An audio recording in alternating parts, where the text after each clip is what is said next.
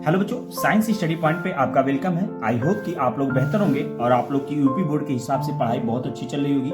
आज हम बात करने वाले हैं क्लास 12 के फिजिक्स के कुछ ऐसे प्रश्न जो लगातार पे आपके बोर्ड एग्जाम में पूछे गए हैं। तो देखिए, आपके पास बेटा समय कम है, इसलिए आपको बहुत ही स्मार्ट स्टडी और हार्ड स्टडी करनी पड़ेगी, यानी मेहनत के साथ साथ आपको स्मार्टनेस भी दिखानी होगी। तो साइंस स्टडी पॉइंट लेके आया है कुछ ऐसे महत्वपूर्ण प्रश्न जो 2023 यूपी बोर्ड क्लास 12 की फिजिक्स में पूछे जाने की संभावना है। तो आइए शुरुआत करते हैं हम अपने आज के महत्वपूर्ण प्रश्न को। अगर बेटा आप लोग नए हैं तो चैनल को जरूर सब्सक्राइब करिएगा, बेल आइकन को प्रेस करिए और वीडियो को ज्यादा से ज्यादा शेयर करिए। हम ये मेहनत सिर्फ आपके लिए कर रहे हैं ताकि आप अच्छा कर पाए। आइए शुरुआत करते हैं आज के अपने पहले प्रश्न की। पहला जो हमारा प्रश्न है बेटा वो क्या है, स्थिर वैद्युतिकी में गॉस के नियम का उल्लेख कीजिए। स्थिर वैद्युतिकी में गॉस के नियम का उल्लेख कीजिए। इसका जो पहला प्रश्न है बहुत इंपॉर्टेंट है, ये पेपर में पूछा जा सकता है। आइए इसके आंसर की तरफ चलते हैं। देखिए, किसी बंद पृष्ठ से गुजरने वाला कुल वैद्युत फ्लक्स फाई ई होता है। अगर जीरो के ऊपर पाई खींचिए तो उसे बोलते हैं फाई ई होता है, ठीक है। यानी किसी बंद पृष्ठ से गुजरने वाला कुल वैद्युत फ्लक्स फाई ई उस पृष्ठ के भीतर स्थित कुल आवेश Q का 1/एप्सिलॉन गुना होता है, अर्थात फाई ई बराबर 1/एप्सिलॉन इंटू Q। ठीक है, ये फॉर्मूला होता है, यानी ये फॉर्मूला आप याद कर लीजिएगा जरूर। फाई ई बराबर 1/एप्सिलॉन इंटू Q, और फाई जो एप्सिलॉन होता है इसका मान बेटा होता है 8.85 × 10⁻12 इंटू Q है, जहां पे एप्सिलॉन क्या है, निर्वात तथा वायु की वैद्युतशीलता है। तो इस प्रश्न को बेटा नोट जरूर करिएगा, कॉपी पेन लेके बैठिए। जब भी वीडियो को देखिए आप कॉपी पेन लेके बैठिए और वीडियो को देखने के बाद, प्रश्न को देखने के बाद वीडियो को पॉज करके आप प्रश्न को और आंसर के साथ नोट करिएगा। ये देखिए, साइंस स्टडी पॉइंट के अलावा और भी कहीं पर भी आपको इस तरह की सुविधा नहीं मिलेगी, तो चैनल का फायदा उठाइए। चलिए आइए देखते हैं बेटा, हम चलते हैं अपने अगले प्रश्न की तरफ। जो हमारा अगला प्रश्न है वो दूसरा प्रश्न है। आप देख सकते हैं 2017, 2018, 2020 में पूछा गया है। आज जो हम बेटा बात कर रहे हैं ये ऐसे प्रश्न है, आप देख सकते हैं लघुत्तरीय प्रश्न है बेटा। ये कैसे प्रश्न है, लघुत्तरीय प्रश्न है। ये 2 से 4 नंबर के पूछ लिए जाएंगे। आइए दूसरा जो हमारा प्रश्न है वो क्या है, विभव प्रवणता से क्या तात्पर्य है। विभव प्रवणता एवं वैद्युत क्षेत्र की तीव्रता के मध्य संबंध स्थापित कीजिए। 2017, 18, 20 लगातार पूछे गए हैं। हो सकता है 2023 के आपके बोर्ड पेपर में भी पूछे जा सकते हैं। आइए चलते हैं इसके आंसर की तरफ। इसका जो बेटा आंसर होगा बहुत ही सिंपल आंसर है, ठीक है। आइए देखते हैं इसके आंसर को। देखिए, विभव प्रवणता दूरी के साथ विभव की वृद्धि की दर को विभव प्रवणता कहते हैं। विभव प्रवणता दूरी के साथ विभव की वृद्धि की दर को विभव प्रवणता कहते हैं, अर्थात विभव प्रवणता बराबर विभवांतर बटे दूरी, और विभवांतर को किससे रिप्रेजेंट करते हैं, डेल्टा वी से, और जो दूरी होगी वो डेल्टा एक्स हो जाएगी। तो ये बेटा दूसरा प्रश्न था। आइए चलते हैं हम अपने तीसरे प्रश्न की तरफ। जो हमारा तीसरा प्रश्न है बहुत ही इंपॉर्टेंट प्रश्न है, ठीक है। तीसरा जो प्रश्न है ये 2020 और 2022 में पूछा गया है, ठीक है। आप देख सकते हैं 2020 और 2022 में पूछा गया है। ये कह रहे हैं किसी धात्विय चालक की वैद्युत धारिता से क्या तात्पर्य है। 2020, 2022 में आए हुए प्रश्न है, किसी धात्विय चालक की वैद्युत धारिता से क्या तात्पर्य है। आइए इसके आंसर की तरफ चलते हैं। किसी चालक की वैद्युत धारिता का अर्थ है कि किसी चालक को दिए गए आवेश Q तथा उसके कारण चालक के विभव में वृद्धि V के अनुपात को चालक की वैद्युत धारिता C कहते हैं, यानी अर्थात C बराबर Q/V, यानी आवेश और विभव के अनुपात को हम क्या कहते हैं, चालक की वैद्युत धारिता कहते हैं। तो फिर से एक बात देखिए, किसी चालक को दिए गए आवेश Q तथा उसके कारण चालक के विभव में वृद्धि, यानी जो वृद्धि हो रही V के अनुपात को चालक की वैद्युत धारिता C कहते हैं, अर्थात C बराबर Q/V। इसमें बहुत सारे प्रश्न मिल जाएंगे बेटा, इस प्रश्न को जरूर तैयार करिए। आइए चलते हैं हम अपने अगले प्रश्न, चौथे प्रश्न की तरफ, जो 2013 और 2018 में पूछा गया है। 2013, 2018 में आया हुआ प्रश्न है ये। परावैद्युत सामर्थ्य एवं भंजक विभवांतर को स्पष्ट कीजिए। परावैद्युत सामर्थ्य एवं भंजक विभवांतर को स्पष्ट कीजिए। इसके आंसर की तरफ चलते हैं।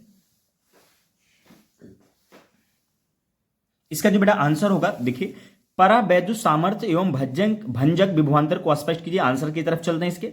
परावैद्युत सामर्थ्य किसी परावैद्युत पदार्थ के लिए किसी यानी जो परावैद्युत सामर्थ्य क्या होता है उसको देखिएगा, किसी परावैद्युत पदार्थ के लिए वह अधिकतम वैद्युत क्षेत्र जिसे पदार्थ बिना वैद्युत बंधन के सहन कर सकता है पदार्थ की परावैद्युत सामर्थ्य कहलाती है। यानी किसी परावैद्युत पदार्थ के लिए वह अधिकतम वैद्युत क्षेत्र यानी वह अधिकतम मैक्सिमम इलेक्ट्रिक फील्ड जिसे पदार्थ बिना वैद्युत भंजन के सहन कर सकता है पदार्थ की परावैद्युत सामर्थ्य कहलाती है। ठीक है बेटा, अगले चलते हैं इसके दूसरे पार्ट की तरफ, भंजक विभवांतर को देखते हैं। देखिए भंजक विभवांतर क्या होता है, यानी किसी संधारित्र की प्लेटों के बीच वह अधिकतम विभवांतर जिस पर प्लेटों के मध्य रखे परावैद्युत पदार्थ में वैद्युत भंजन होने लगता है भंजक विभवांतर कहलाता है। एक बार फिर से देखिएगा, कोई संधारित्र है यानी किसी संधारित्र के प्लेटों के बीच वह अधिकतम विभवांतर जिस पर प्लेटों के मध्य रखे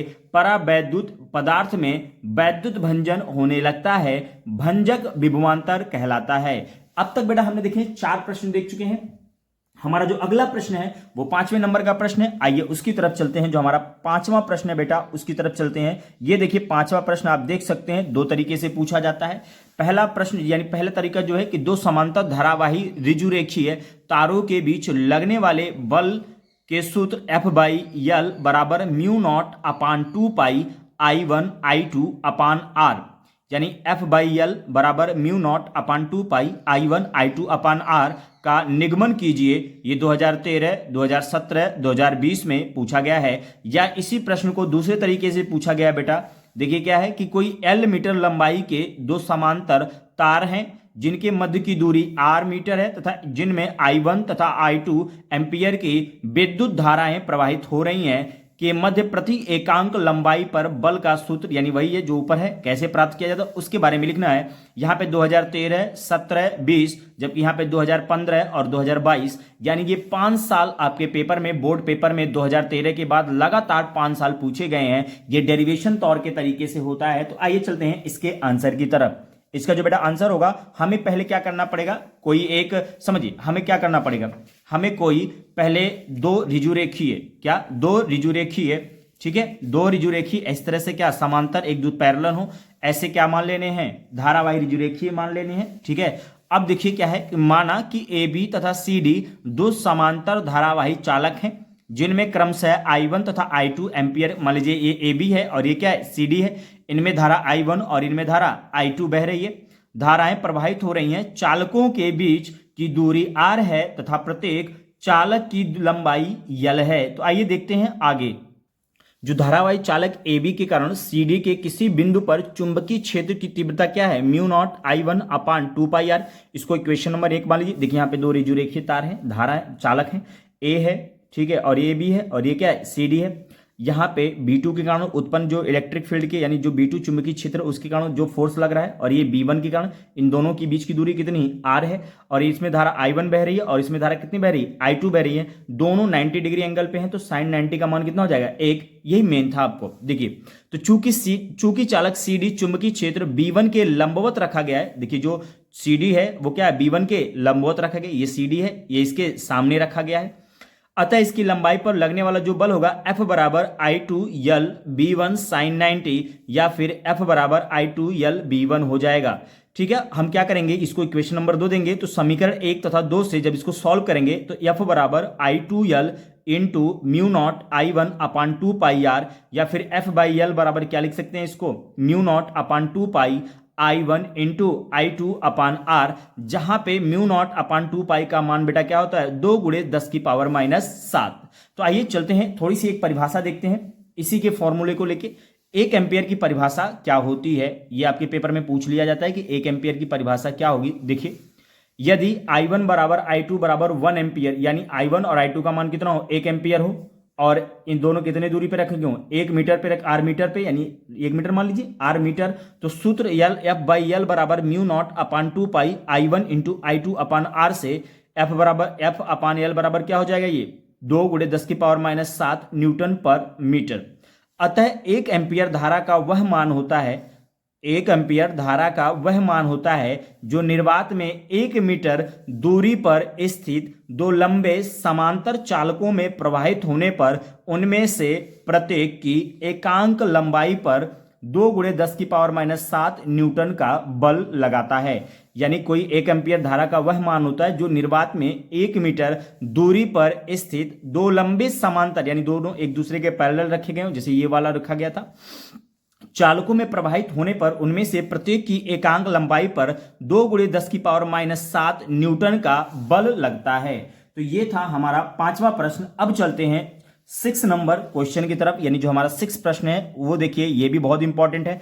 आप देख सकते हैं कितना इंपॉर्टेंट है बेटा कि बायो-सेवर्ट का नियम का उल्लेख कीजिए और सूत्र भी लिखिए 2013, 14, 17, 19 और 22।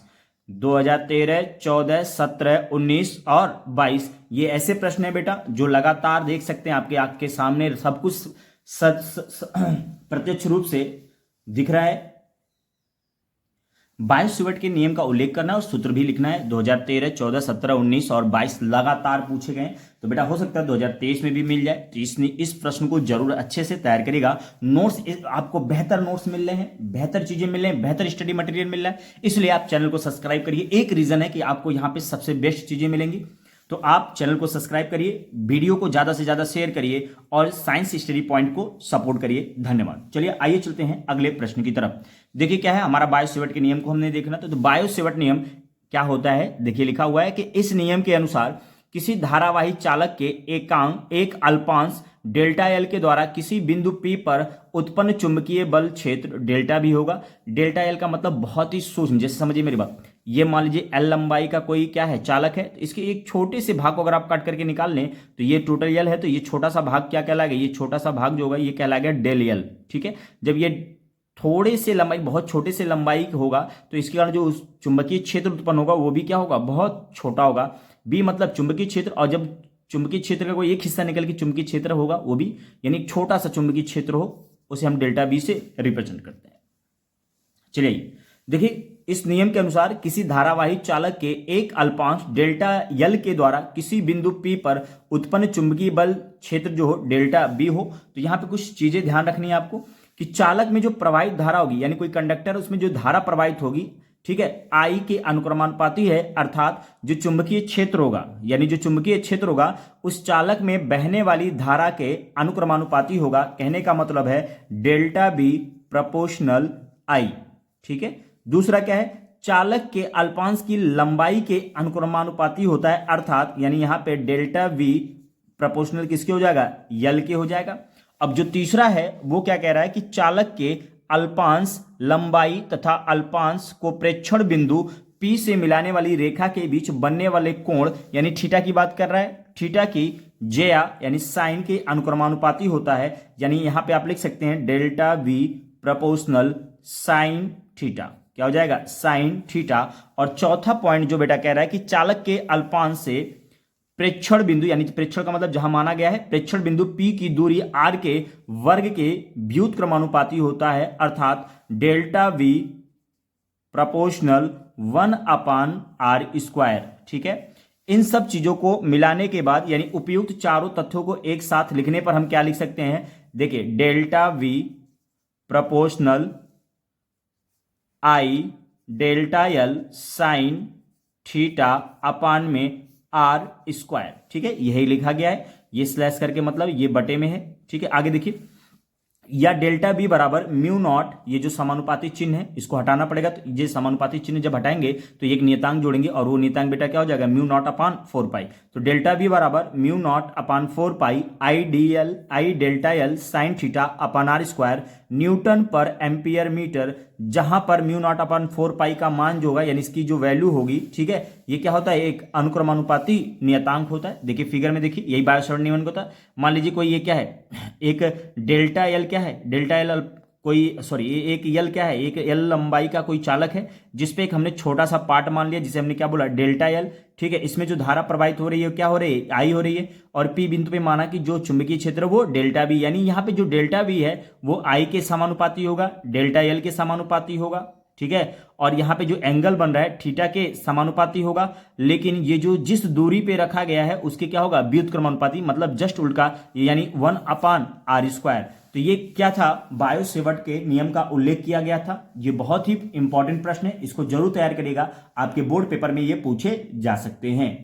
हमारा जो बेटा अगला प्रश्न है वो है एम्पियर का परिपथीय नियम क्या होता है, यानी एम्पियर लॉ क्या होता है? एम्पियर का परिपथीय नियम क्या है? इसकी सहायता से धारावाही परिनालिका के अंदर उसकी अक्ष पर चुंबकीय क्षेत्र के सूत्र की स्थापना कीजिए।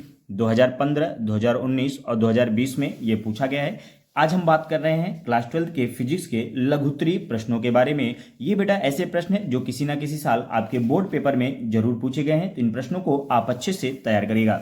देखिए, एम्पियर का परिपथीय नियम क्या कहता है कि इस नियम के अनुसार किसी बंद परिपथ की सीमा के अनुदिश चुंबकीय क्षेत्र वेक्टर बी का रेखीय समाकलन phi vector B into DL वक्र द्वारा घिरी नेट धारा आई का म्यू नॉट गुना होता है, अर्थात फाई बी डॉट डीएल बराबर म्यू नॉट आई, जहां म्यू नॉट निर्वात की क्या होती है? चुंबकशीलता होती है। ये हमारा बहुत ही सिंपल प्रश्न है बेटा, इसको रट लीजिएगा, ये बहुत ही सिंपल प्रश्न है। आइए चलते हैं अगले प्रश्न की तरफ। हमारा जो अगला प्रश्न है वो प्रश्न नंबर 9 है। चुंबकीय द्विध्रुव आघूर्ण की परिभाषा दीजिए तथा इसका मात्रक भी लिखिए। आप देख सकते हैं 2015, 2016, 2017 और 2019 में ये पूछे गए प्रश्न है। बेटा एक कॉपी लीजिएगा, जितने भी मैं अपने चैनल पे वीडियो बना रहा हूं सब के सब क्वेश्चन ये इंपॉर्टेंट है, ये सिर्फ आपके लिए है ताकि आप लोग यूपी बोर्ड के पेपर में अच्छा कर पाएं। आइए, चुंबकीय द्विध्रुव आघूर्ण की परिभाषा दीजिए तथा इसका मात्रक भी लिखिए। ये 2015, 2016 और 2019 में पूछा गया प्रश्न है। आइए शुरुआत करते हैं इसके आंसर की। यदि यम चुंबकीय आघूर्ण का कोई चुंबकीय द्विध्रुव बी तीव्रता के चुंबकीय क्षेत्र में क्षेत्र की दिशा से थीटा कोण पर स्थित हो तो इस पर कार्य करने वाले बल का आघूर्ण क्या होता है? टाउ बराबर M B sine theta, tau बराबर M B sine theta, comma यदि बी बराबर 1 न्यूटन पर एम्पियर मीटर हो यानी थीटा बराबर 90 हो, तब टाउ बराबर बी का मान कितना? 1 रखेंगे। साइन 90 का मान भी कितना होता है? 1, तो यानी 1 का गुणा किसी चीज में करोगे तो वैल्यू उतनी रहेगी, यानी एम का मान एम रहने दीजिए, बी का मान 1 पुट करिए, थीटा का मान 90 डिग्री यानी साइन 90 डिग्री, यहाँ पे देखिए थीटा 98 है और साइन 90 का मान कितना होता है बेटा? 1 होता है, तो यम इंटू 1 बराबर क्या हो जाएगा? ये यम होगा। कितने सिंपल प्रश्न है, इसको 2 बार 3 बार आप प्रैक्टिस करिएगा, ये आपको जरूर याद हो जाएंगे। हमारा जो बेटा अगला प्रश्न है वो क्या है? चुंबकीय प्रवृत्ति की परिभाषा लिखिए, इसका मात्रक क्या होगा वो भी लिखिए। ये 2020 में आया हुआ प्रश्न है। आइए चलते हैं इसके आंसर की तरफ। देखिए, चुंबकीय प्रवृत्ति क्या होती है? किसी चुंबकीय पदार्थ से उत्पन्न हुई चुंबकन, यानी जो चुंबक की खींचने की प्रॉपर्टी होती है उसे बोलते हैं चुंबकन, तीव्रता यल तथा उससे उत्पन्न करने वाले चुंबकीय क्षेत्र की तीव्रता यच के अनुपात को उस पदार्थ की चुंबकीय प्रवृत्ति कहते हैं। इसे यक्स यम से प्रदर्शित करते हैं। अतः एक फॉर्मूला निकल के आएगा XM बराबर 1/h, ठीक है, XM बराबर 1/h। मात्रक जो होगा चुंबकीय प्रवृत्ति का, ये क्या होता है? यूनिटलेस होता है, यानी इसकी कोई भी मात्रक नहीं होती है। चलिए आइए चलते हैं अगले प्रश्न की तरफ। जो हमारा अगला प्रश्न है बहुत इंपॉर्टेंट है बेटा। ये लेंज का नियम क्या है तथा यह किस राशि के संरक्षण पर आधारित है? 2016, 2017, 18, 19, 20। आप देख सकते हैं कई बार लगातार ये पूछा गया, हो सकता है 21, 22, 23 भी आए, यानी 2016, 17, 18, 19 और 20 में ये लगातार पूछे गए हैं। 2016, 17, 18, 19, 20 में लगातार ये पूछे गए हैं। तो इस तरह के बेटा जो प्रश्न होते हैं बहुत ही महत्वपूर्ण प्रश्न है। आइए चलते हैं इसके आंसर की तरफ। ठीक है, देखिए क्या कह रहे हैं कि लेंज के नियम के अनुसार विद्युत चुंबकीय प्रेरण की घटना में किसी बंद परिपथ में उत्पन्न प्रेरित विद्युत धारा उस कारण का विरोध करती है जिस कारण से वह स्वयं उत्पन्न होती है। यानी लेंज का नियम है कि विद्युत चुंबकीय प्रेरण की, यानी जिसके द्वारा ये उत्पन्न हो रही है वो उसी का क्या कर रही है? विरोध कर रही है। अतः इस विरोधी बल के कारण उसे कुछ यांत्रिक कार्य करना पड़ता है, यानी कुछ यांत्रिक कार्य करना पड़ता है। कुत्र नहीं लिखा बेटा, सॉरी, थोड़ा सा लिखने में मिस्टेक, ये कुछ होगा। कुछ यांत्रिक कार्य करना पड़ता है, ठीक है, क्या करना पड़ता है? कुछ यांत्रिक कार्य करना पड़ता है। ऊर्जा संरक्षण के नियमानुसार ठीक इतना ही कार्य परिपथ में वैद्युत ऊर्जा उष्मा के रूप में प्राप्त होता है। इस प्रकार लेंज की नियम ऊर्जा संरक्षण के सिद्धांत पर आधारित है, अर्थात यह ऊर्जा संरक्षण के सिद्धांत पर आधारित है। कहने का मतलब लेंज का नियम क्या है कि लेंज के नियम में आपको ध्यान रखना है कि जिस चीज से ये उत्पन्न हुई उसी का विरोध करती है और ये ऊर्जा संरक्षण के नियम पर आधारित है।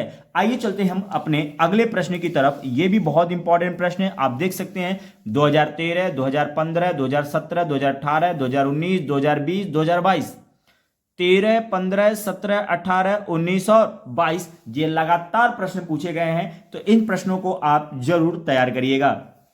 आइए चलते हैं। देखिए, फैराडे के विद्युत चुंबकीय प्रेरण संबंधी नियमों का उल्लेख समझाते हुए लिखना है। ठीक है, यानी इसको समझाते हुए आपको क्या करना है, उदाहरण देना है। देखिए, फैराडे के विद्युत चुंबकीय प्रेरण संबंधित नियमों का उल्लेख करना है। देखिए, ये फैराडे के नियम की तरफ चलते हैं। तो जी बेटा, फैराडे का नियम क्या है, जब किसी परिपथ से गुजरने वाले चुंबकीय फ्लक्स में परिवर्तन होता है तो परिपथ में एक प्रेरित विद्युत वाहक बल उत्पन्न हो जाता है। यानी जब किसी परिपथ, कोई परिपथ है, उससे गुजरने वाले चुंबकीय फ्लक्स में जब परिवर्तन होता है तो परिपथ में एक प्रेरित विद्युत वाहक बल उत्पन्न हो जाता है। यदि परिपथ बंद होता है तो परिपथ में एक विद्युत धारा भी बहने लगती है और यह धारा प्रवाह तभी तक होता है जब तक कि, सुनिए मेरी बात, ये क्या कह रहे हैं कि मान लीजिए कोई परिपथ है, ठीक है, उससे गुजरने वाले चुंबकीय फ्लक्स में क्या हो रहा है, परिवर्तन हो रहा है, तो परिपथ में एक प्रेरित विद्युत वाहक बल उत्पन्न होगा। और मान लीजिए परिपथ बंद है तो इस प्रेरित विद्युत वाहक के बल के कारण उस परिपथ में धारा बहने लगेगी। आइए चलते हैं इसके अगले पार्ट की तरफ। प्रवाह तभी तक होता है जब तक कि चुंबकीय फ्लक्स में परिवर्तन होता रहता है। यानी चुंबकीय फ्लक्स में परिवर्तन होता रहेगा, तब जब तक चुंबकीय फ्लक्स में चेंजेज होते रहेंगे तब तक उसमें धारा बहती रहेगी। दूसरा क्या कह रहे हैं कि प्रेरित विद्युत वाहक बल चुंबकीय फ्लक्स परिवर्तन की ऋणात्मक दर के बराबर होता है। यहां पे देखिए फॉर्मूला है, यहां पे देख सकते हैं E बराबर माइनस माइनस जो होगा ये क्या, चुंबकीय फ्लक्स परिवर्तन की ऋणात्मक दर के बराबर होता है। यदि डेल्टा टी समय अंतराल में, डेल्टा टी समय बहुत छोटा समय होता है बेटा, डेल्टा टी समय अंतराल में परिपथ से गुजरने वाले चुंबकीय फ्लक्स में परिवर्तन डेल्टा फाई हो तो प्रेरित विद्युत वाहक बल E बराबर minus delta phi into delta T होता है। ये क्वेश्चन कई बार फॉर्मूले के फॉर्म में पूछ लिया है, कई बार बहुविकल्पी ऑब्जेक्टिव प्रश्न के बारे में भी पूछ लिया, तो इसको जरूर तैयार करिएगा। फैराडे के नियम के साथ साथ ये फॉर्मूला भी आपके लिए इंपॉर्टेंट है। तो आइए, ये जो माइनस है, ये माइनस साइन क्या बता रहे हैं, ये कह रहे हैं कि यह ऋणात्मक चिन्ह प्रकट करता है कि प्रेरित विद्युत वाहक बल सदैव चुंबकीय फ्लक्स में परिवर्तन का विरोध करता है। यानी चुंबकीय फ्लक्स के परिवर्तन के कारण जो प्रेरित विद्युत वाहक बल उत्पन्न हुआ है वो चुंबकीय फ्लक्स का क्या करता है, विरोध करता है। ये था हमारा फैराडे के विद्युत चुंबकीय प्रेरण संबंधित नियम। अब चलते हैं हम अपने अगले प्रश्न की तरफ। जो हमारा अगला प्रश्न है बेटा वो बहुत इंपॉर्टेंट प्रश्न है, वो भी इसको देखिएगा। मान लीजिए कोई L लंबाई की तांबे की एक छड़ B तीव्रता, यानी V का मतलब चुंबकीय तीव्रता, B तीव्रता के एक समान चुंबकीय क्षेत्र में ओमेगा कोणीय वेग से अपने एक सिरे के परितः घूर्णन कर रही है। सिद्ध कीजिए कि छड़ के सिरों पर प्रेरित विद्युत वाहक बल E बराबर ओमेगा VL स्क्वायर अपान 2 होता है। तो आइए इसके आंसर की तरफ चलते हैं। ये बेटा इसका आंसर देखिए क्या है कि चुंबकीय क्षेत्र B में L लंबाई की छड़ को इसके एक सिरे के परितः एक चक्कर पूरा करने में इसके द्वारा तय किया गया जो क्षेत्रफल होता है A बराबर 1, और जो वृत्त की त्रिज्या का क्षेत्रफल होता है वो क्या होता है, पाई आर स्क्वायर। यहाँ पे जो रेडियस L के फॉर्म में दिया तो इसलिए क्या हो जाएगा, पाई L स्क्वायर। अतः इस क्षेत्रफल में बद्ध चुंबकीय फ्लक्स फाई बराबर VA, ए बराबर क्या होगा, V A का मान A बराबर क्या होता है, आयतन, ठीक है, एरिया, एरिया का मतलब क्षेत्रफल। तो VA, A का मान यहां से पुट करेंगे, पाई L स्क्वायर रख देंगे। चूंकि L लंबाई की छड़ एक चक्कर में फाई चुंबकीय फ्लक्स काटती हुई घूर्णन गति कर रही है, अतः इसके सिरे के बीच प्रेरित विद्युत वाहक बल E बराबर फाई इंटू छड़ के प्रति सेकंड चक्रों की संख्या यानी N, यानी कितने वो चक्कर मार रहा है।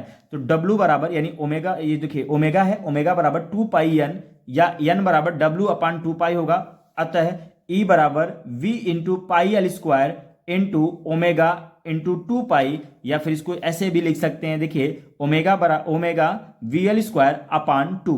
तो ये प्रश्न का आंसर था। आइए चलते हैं हम अपने अगले प्रश्न की तरफ। जो हमारा अगला प्रश्न, और ये बेटा आखिरी प्रश्न है, 2015, 2016, 18 और 22 में पूछे गए हैं कि सेल के आंतरिक प्रतिरोध से आप क्या समझते हैं। सेल के आंतरिक प्रतिरोध से आप क्या समझते हैं। जब किसी सेल के घोल में वैद्युत धारा प्रवाहित होती है, जब किसी सेल के घोल में वैद्युत धारा प्रवाहित होती है तो सेल का घोल वैद्युत धारा के मार्ग में प्रतिरोध लगाता है, यानी जो वैद्युत धारा क्या करेगा, उसको जाने से रोकेगा, बहने से रोकेगा, जिसे सेल का आंतरिक प्रतिरोध कहते हैं। जब किसी सेल के घोल में वैद्युत धारा प्रवाहित होती है तो सेल का घोल वैद्युत धारा के मार्ग में प्रतिरोध लगाता है, जिसे सेल का आंतरिक प्रतिरोध कहते हैं। कितना सिंपल प्रश्न है बेटा, ये 5 साल 4 साल पूछे गए, 2015, 16, 18 और 22 में पूछे गए हैं। तो इन प्रश्नों को आप जरूर तैयार करिएगा। अगर आपको ये वीडियो अच्छी लगती है तो कमेंट सेक्शन में जरूर बताइए, ताकि हम आपके लिए इसी तरह एक और वीडियो बनाएं। चलिए भैया, मिलते हैं अगले वीडियो में एक नई सोच, एक नई समझ के साथ। धन्यवाद।